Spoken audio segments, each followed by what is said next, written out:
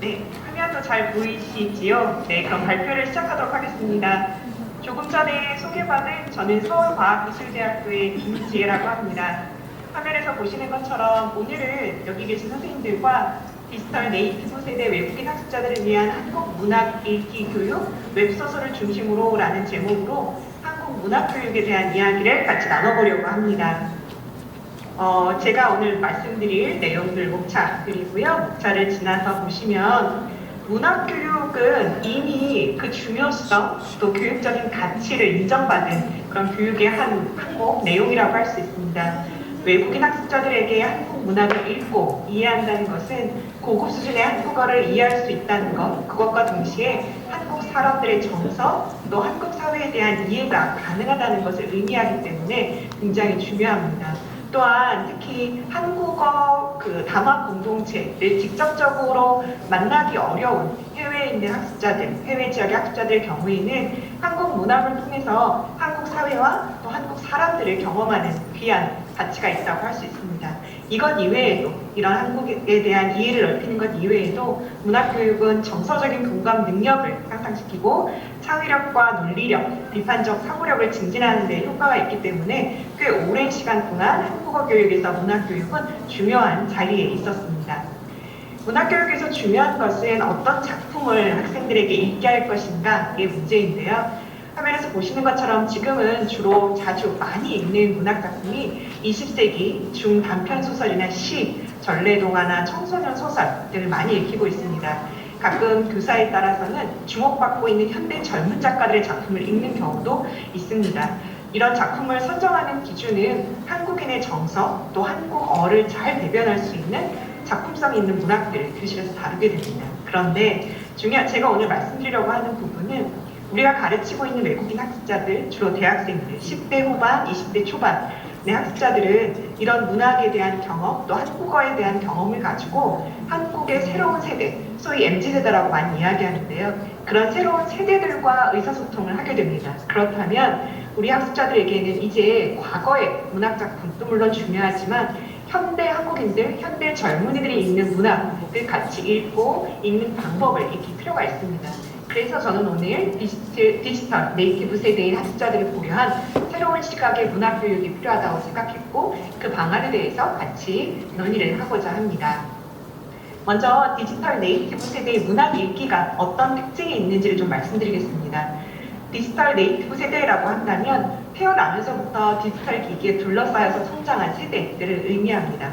쉽게는 스마트폰과 컴퓨터 등 디지털 기기를 원어민처럼 아주 자유자재로 활용하는 그런 세대를 의미하지요. 여러 가지 특징이 있겠지만 가장 중요한 특징 중에 하나는 그들은 정보와 지식을 획득하고 향유하는 방식이 기존 세대와는 다르다는 것입니다.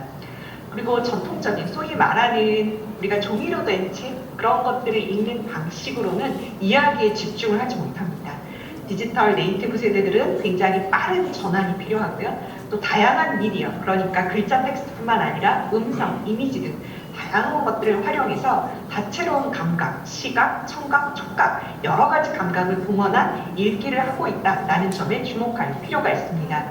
그래서 많은 연구자들이 이런 이야기를 했습니다. 김기태 1017에서는 이제는 텍스트 중심의 읽기가 아니라 보고 듣는 방식의 읽기로 변화를 하고 있다. 또 이은호 2020에서는 즐길 거리가 있는 독서, 그러니까 종이로만 읽는 것이 아니라 전자책, 오디오북, VR북, 동영상북 등 굉장히 다양한 형태들이 나오고 있고 지금 젊은 세대들은 이미 그것에 익숙하다라는 것들을 지적하고 있습니다. 또 박미영, 이건웅 2020의 연구를 보면 단어와 절, 문장들이 하이퍼링크를 통해서 서로 연결되어 있어서 우리가 기존에 읽었던 종이책의 한 페이지에 하나의 문장, 하나의 문단들이 나오는 것이 아니라 굉장히 다각도로 언어들이 연결되어 있다는 것들을 지적하고 있습니다. 이렇게 새로운 방식의 글쓰기를 추구하고 있는 지금 젊은 세대들에게 어떻게 문학교육을 할 수 있을까를 고민하게 되었고 그거로 하나로 저는 웹소설을 가지고 나왔습니다. 아마 여기 계신 선생님들 중에도 웹소설을 읽어보신 분들도 있고 웹소설이 조금은 생소한 분들도 있으실 겁니다. 웹소설의 정의를 보면 화면에서 보시는 것처럼 웹소설이란 인터넷 플랫폼에서 연재되는 장르 소설을 통칭합니다. 그러니까 종이로 출판된 것이 아니라 인터넷에 접속을 하면 한 회차 한 회차 이렇게 연재되어 있는 소설을 읽는 형식입니다. 그런데 이 웹소설이라고 했을 때 우리는 웹소설을 읽은 사람을 아마 많이 주변에서 찾기 어려울 수도 있는데 사실은 한국에서 굉장히 인기를 많이 얻은 드라마나 영화들이 이 웹소설을 기반으로 하고 있습니다. 따라서 한국에서는 지금 화면에 신문에서 보시는 것처럼 주류 문화로 웹소설을 꼽고 있습니다.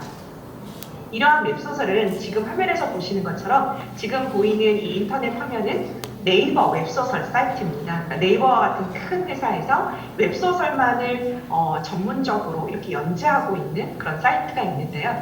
보시면 아시겠지만 그림들이 많이 나와 있습니다. 소설인데 왜 이렇게 그림이 많을까? 만화책인가? 라고 생각하실 텐데 그렇진 않습니다.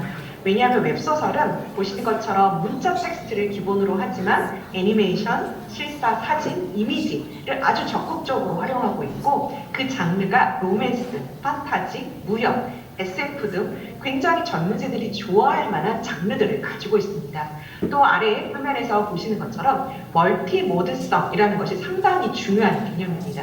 이 멀티모드성이라는 것은 하나의 메시지를 전달하기 위해서 과거에는 글자, 문자만 사용했다면 지금은 언어적인 것, 시각적인 것, 음성적인 것들을 모두 활용하는 의사소통 방식을 말하는데 바로 이 웹소설이 멀티모드성을 아주 잘 보여주고 있습니다.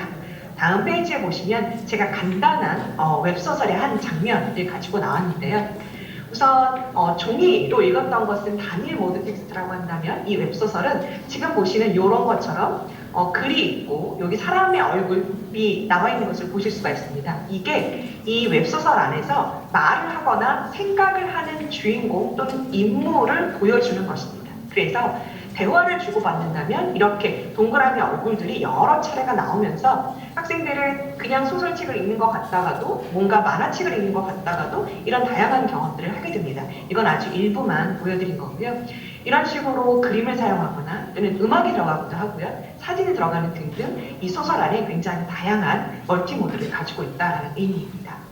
자, 그렇다면 이 웹소설이 과연 어떤 특징들이 있는지 보시면 우선은 웹을 통해서 정기적으로 일정 단위의 에피소드가 연재된다는 게 중요합니다. 종이로 출판이 되는 게 아니라 웹으로 접속해서 많지 않은 분량들, 부담이 없는 짧게 읽을 수 있는 분량들이 계속해서 연재가 된다는 점이고요. 중요한 것은 사건보다는 인물을 중심으로 이야기가 전개됩니다. 그래서 우리가 알고 있는 문학하면 배경을 설명하고 묘사하는 것들이 많이 들어가 있는데 이 웹소설들은 드라마 극본하고 굉장히 유사합니다. 그래서 인물을 중심으로 해서 실시간 대화를 하는 것처럼 느껴지기 때문에 현장감을 높여주고 긴장감도 강화시키고요.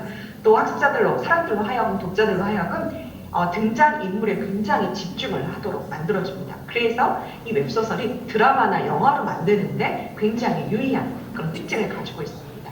또한 이 웹소설은 웹이기 때문에 모바일 기기, 소위 말하는 컴퓨터가 아니라 탭이나 핸드폰을 가지고 보기에 아주 적합한 형식으로 되어 있습니다. 그 말은 문단의 형식이 없다라는 것입니다.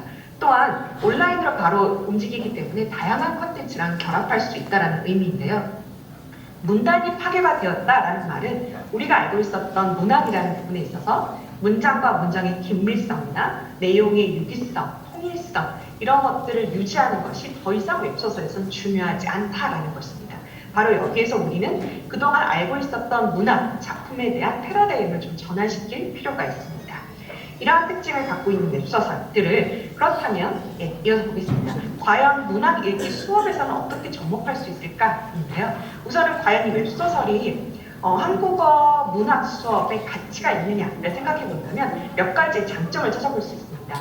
첫 번째는 학습자의 흥미와 동기를 유발하기에 아주 좋습니다.